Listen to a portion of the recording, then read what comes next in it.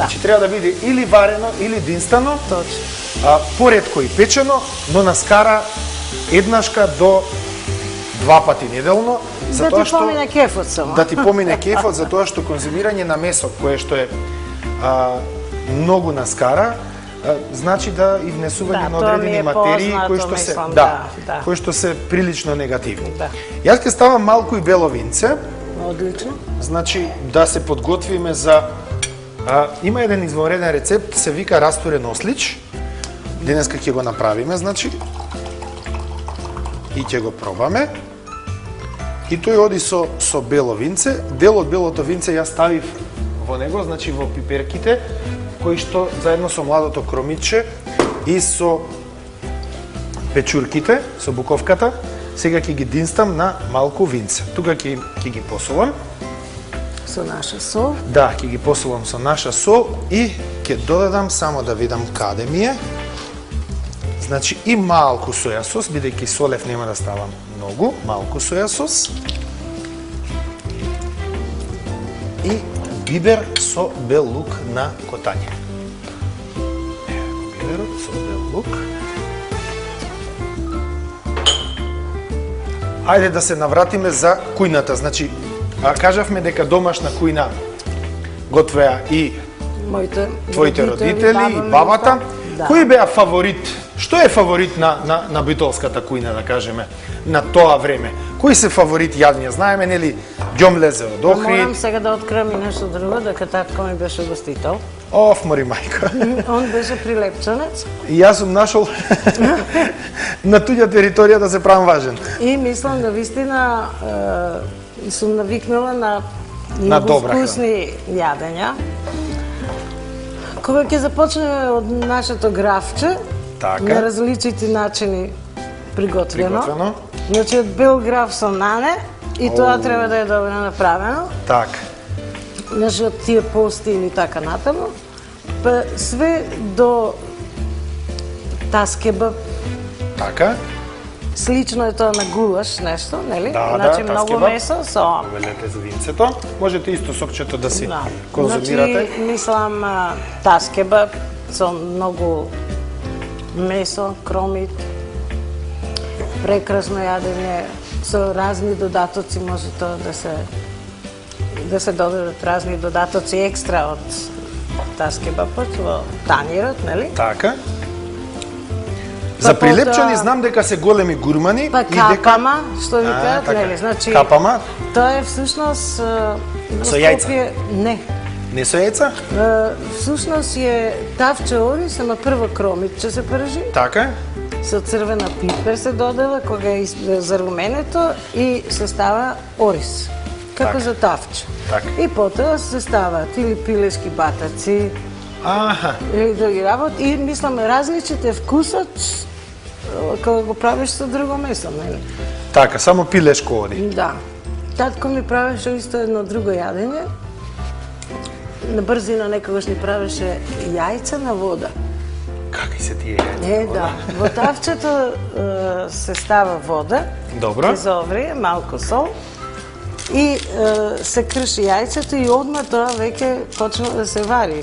Белката одма веќе и да, има логика. Да. Така. И потоа прави на мала запашка со малку зејтин и црвена пипер и се прелива одгоре.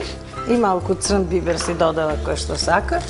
И тоа е на брзина многу вкусно јадење. Еве, можеме да го направиме со домашно јајце некој пат. Имаше интересно едно јадење, го викавме бумбар кјофте. Ајде да чуеме. Да, прилепски. Всушност па и трпео не бил џабе таму, нели? Да, мелено месо. Добро. Се става малку орис внатре и зачини. Црн бибер, мислам, сол, малку од овие зачини вие по желба што ги имате. Така. И се прават како топчина и во малку зејтин само се ниша тенџерето малку, мислам вака само, мислам малку тенџерето, додека заруменат малку. Така.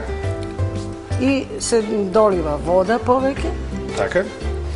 И кога мислиш дека е тоа варено, настрана запршка се прави со зејтинче, со црвена пипер. Така.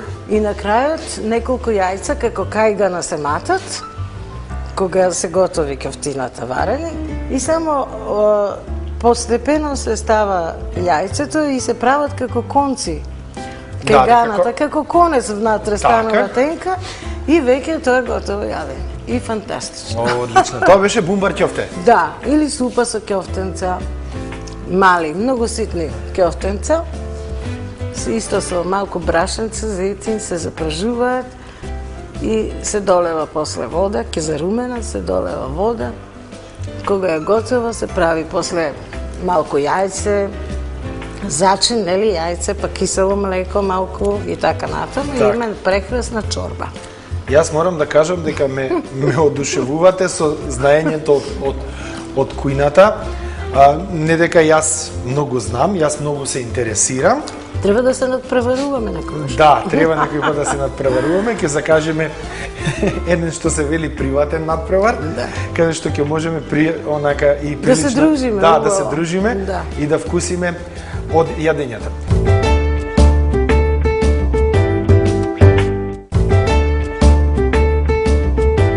Кажете ми, ве слушаат ли овие помладите?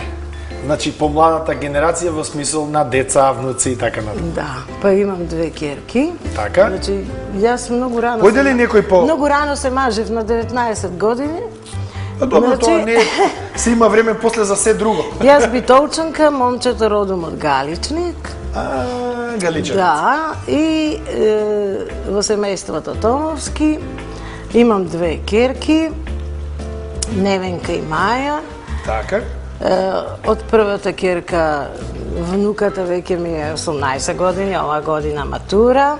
Браво, нека ја честито. Благодарам. И се разбира, помалата ќерка е доста разлика со поголемата, 11 на години. И така имаме таму па две внучи на Лука и Матеј. Тие се мали, тие се најновата генерација. 4 години.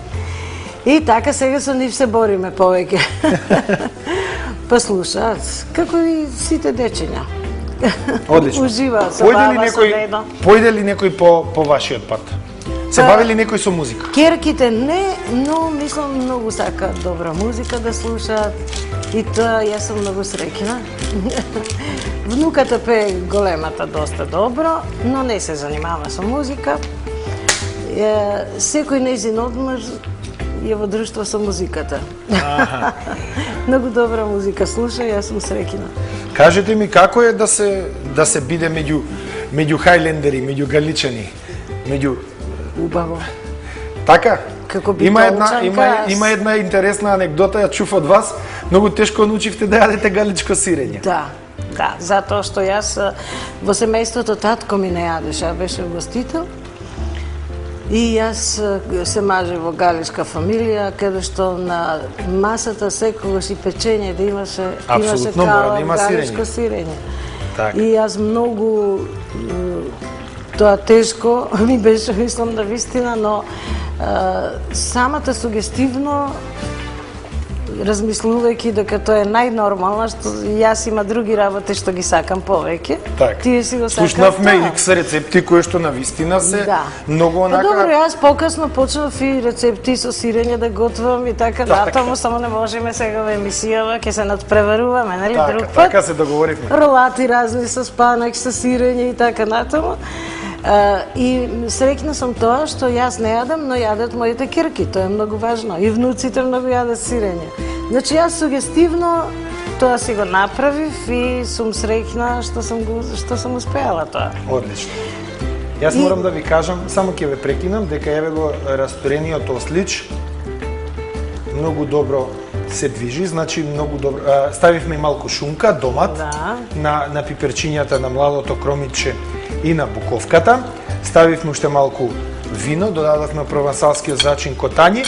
Тој се вели провансалски, но е многу едноставен, значи јас немам потреба да ставам рузмарин, мајчина душичка, значи макдоност и босилек, да ги земам свежи, затоа што се во идеална комбинација во овој зачин и плюс има морска сол кога со мелницата ги ставаме во самото јадење. Што е потребно? Зашто се вика растурен? Затоа што најголемата уметност е да не ти се растури осличот или филето од ослич, кој што имате туку само да се обари во сокот од зеленчукот. Значи ова е медитерански рецепт. Јас ги обожувам фактички медитеранските рецепти и гледам да ја научам македонската публика да јаде што повеќе храна од Медитеранот, затоа што и научно се докажа дека имаме медитерански гени и дека треба да се вратиме, да кажеме, на маслинките, на маслиновото масло, на сите оние здрави продукти. Ете така. Знаеме дека луѓето кои што живеат околу Медитеранот помалку се подложни на стрес, дека луѓето кои што живеат во овие регии се поздрави, едноставно исхраната и се повитки на некој начин, што не може да се каже, да речеме, за мене, затоа што... Добро, јас сакам да бидам кавалер. Морам сега да го поддржам, затоа што е така, навистина, заради тоа што благодарение, на македонската песна која 900 години интерпретирам, имав можност, да патувам надвор од Македонија, Австралија, Америка, Канада и така. Многу пати веројатно низ Европа безброј пати, например по 45 дена сме патувале низ Европа со бившите звезди од југословенско подрачје. Така да не може таму да јадиш тавча гравче, мораш да јадиш нешто друго. И јас често пати навистина почнав да јадам морска храна. Многу ми годеше, единствено пред повеќе